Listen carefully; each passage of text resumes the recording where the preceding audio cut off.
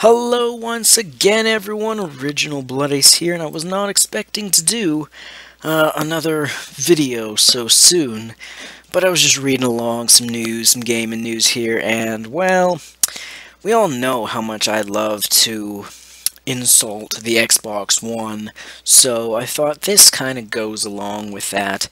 So the Master Chief Collection, you all know my thoughts on it. First of all, remember, I liked Halo. I have a 360. I liked pretty much every Halo except Halo Wars and Halo 4.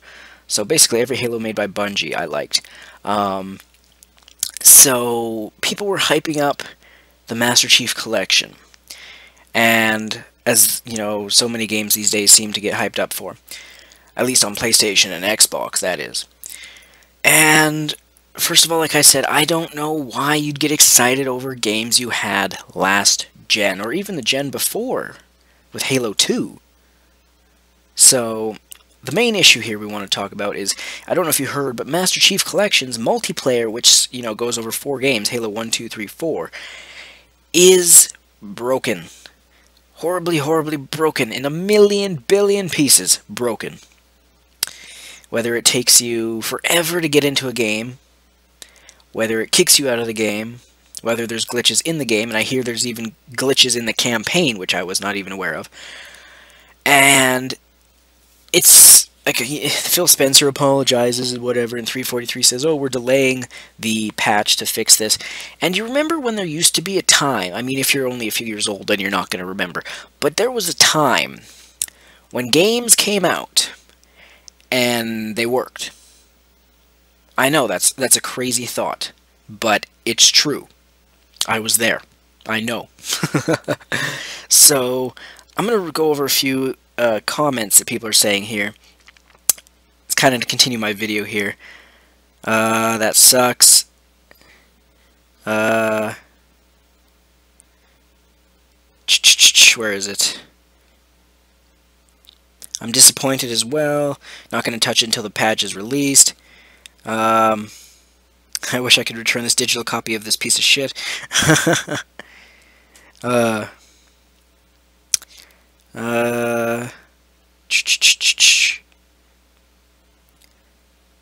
not finding the comments that I want to find. Anyway, there was comments I was reading before where people were saying another game released that was not working or was broken or had glitches and bugs, and it's funny to me that, you know, in the past people were like, PS4, Xbox One, yeah, those are the best systems, screw the Wii U, it's weak, blah blah blah, and yet PS4 and Xbox One, remember I have a PS4, so it's not like I don't own one, yet PS4 and Xbox One's, almost all of their games are filled to the brim with glitches and issues, and they're broken, and they need day one patches, and people hype them up to be the greatest thing. People were excited for the Master Chief Collection. Why? I don't fucking know. But, because, like I said, I have all those Halos already, excluding Halo 2. But, people keep getting excited over games for the PS4 and Xbox One, and then when they launch, they're surprised that it's broken, it's not finished.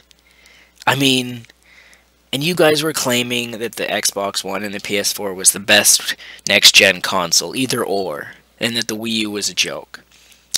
Sure, the Wii U had a rough start. It had a, you know, a year-and-a-half drought, basically.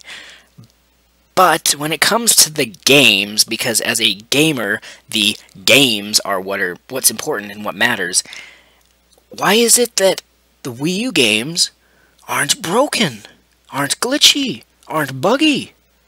Well, that's because Nintendo has quality, surprisingly. Yeah, I know I've bashed them in the past, no doubt.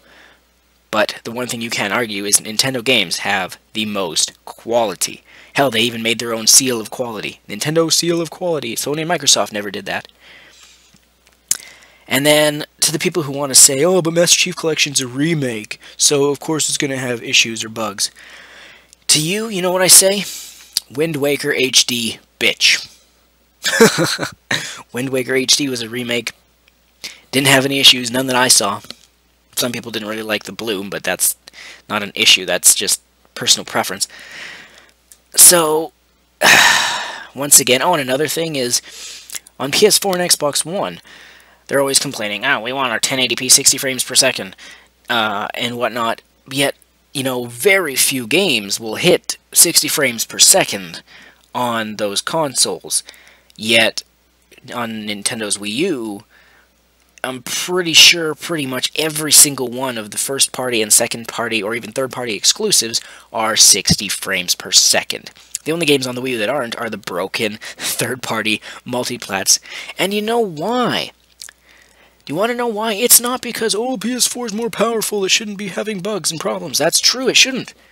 The reason is because the developers you're supporting, the third-party developers on PS4 and Xbox One, they're lowering the bar each and every game. Ubisoft is a prime example. They hype up the game, you get hyped, you buy it, it's full of broken crap. It's like, this is a horrible example since I don't drink alcohol, but it's like buying a beer bottle, and then when you go to pick it up, it just breaks in your hand and falls to pieces and your hand gets all cut up. You know, it's such a weird metaphor, is that the correct term that I'm using here? But anyway, people are still shocked that on their Xbox One or their PS4 that they're getting games that, you know, are not finalized, yet they still sold them, and because, oh, we can fix it with a patch. And they're lowering the quality of gaming. And stupid people are too stupid to realize that. And some people will say, you know, oh, I'm smart enough, I'm not gonna... I've seen a few comments where people were saying, I'm not gonna buy games day one anymore. I'm like, you know what? You want games that fucking work? Buy Nintendo games. Of course, they're probably gonna say, oh, that's kiddie, blah, blah, blah, blah. But whether you like Nintendo or not, you can't argue the fact that the Wii U's games are looking a hell of a lot more appealing. They may not have third-party games, but what does that really mean? Oh, it means we don't have broken crap that needs patches and dislocked content. Yeah, we're really missing out. Really, the only third-party game I want on the Wii U now. Originally, I wanted Destiny, but after playing it, like I said, kind of glad it's not. Really, the only third-party multiplat I want on Wii U now is Batman Arkham Knight. But, I can live without that. But still, I mean, people fighting over PS4 and Xbox One, where Nintendo is off on the side doing their own thing with the Wii U, actually focusing on making quality games for their core fans because they're not focusing on casuals anymore, really makes the Wii U stand out. Some people I've seen comments saying, oh, well, this whole gen was just a beta test. It's like, well, not for Nintendo. I mean, sure, they had their drought, but that was not game-breaking issues. That was literally just a game drought. So I don't know.